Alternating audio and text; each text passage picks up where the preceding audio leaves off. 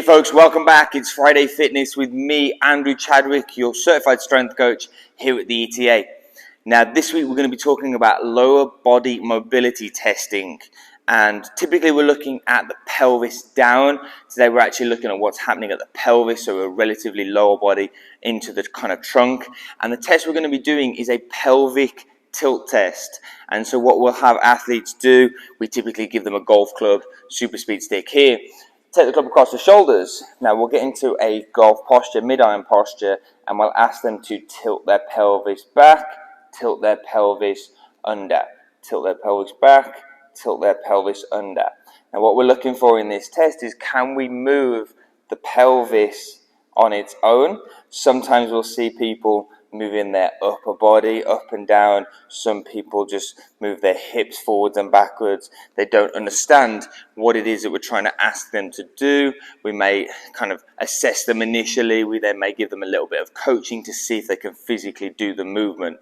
And what we're looking at here is, if you take any of the best players in the world, as soon as they start their downswing, they push a little laterally and then they start to drive up into the ground.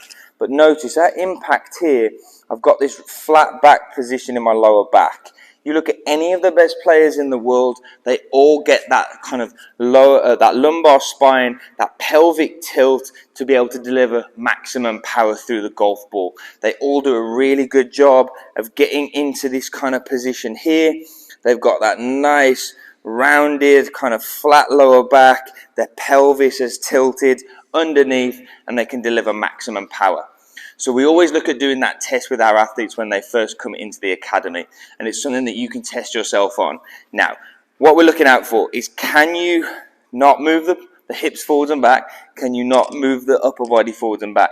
Can you actually tilt your pelvis? The second part of this is, if you can tilt your pelvis, do you have what's called shake and bake? Is there kind of like vibrations that are going on as you move your pelvis? Or is it nice and smooth? If it's not smooth, and if there's a little bit of a shake or there's a vibration that's going on through kind of the lower portion of the stomach into the pelvis, that simply means that you can do it, so you have pelvic control, but we just need to be stronger. And so there's a few exercises that we can do with this. The first one that I really like is, we're going to go down onto the floor, and two variations here.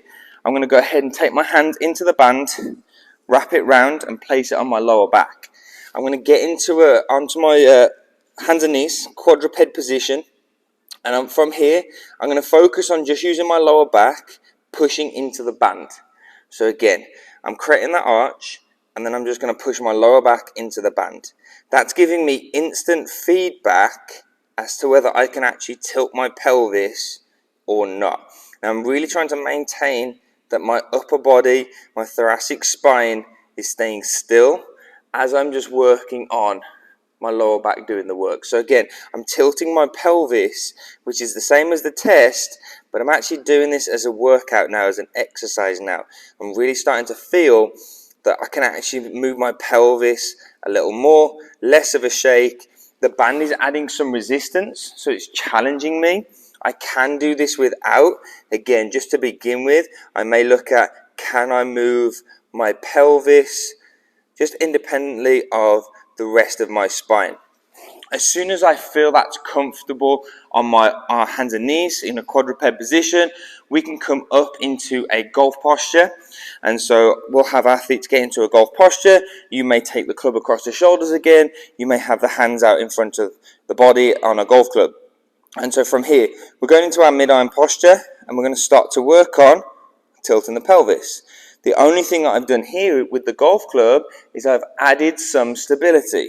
So I can hold my hands into position against the club while I'm working on my pelvic tilt. The final thing that you can do, you can get into a golf posture, mid-iron posture, hands across the shoulders. I'm going to go tilt far, so I'm creating an arch in my back. I'm going to then tuck under as far as I can, go the opposite way. I'm then going to tilt back, and then I'm just going to find what feels like a neutral position. And what I mean by neutral is, if I place this club across my back here, we should see that I'm finding my lower back against the club. So it's a nice straight position. Now all of a sudden I find this position, this is good for my setup posture, and I can start to work on where's neutral, how can I tilt my pelvis a little bit more. That's this week's Friday Fitness with the pelvic tilt test. Go ahead and test yourself on that. If you're struggling with the pelvic tilt test, begin down on the hands and the knees. You can start with a pelvic tilt exercise, but I really like this quadruped position. Add a band to it, then start to progress, come back up to standing, pelvic tilt with stability, then take the stability away and create the strength that you need to be able to get that pelvic tilt, flatten out that lower back, create more power through impact. That's this week's Friday Fitness, folks. Go ahead and like the video, subscribe to the channel. We'll be back next week with another Friday Fitness for you. I'm Andrew Chadwick, your certified strength coach here at the ETA. Take care.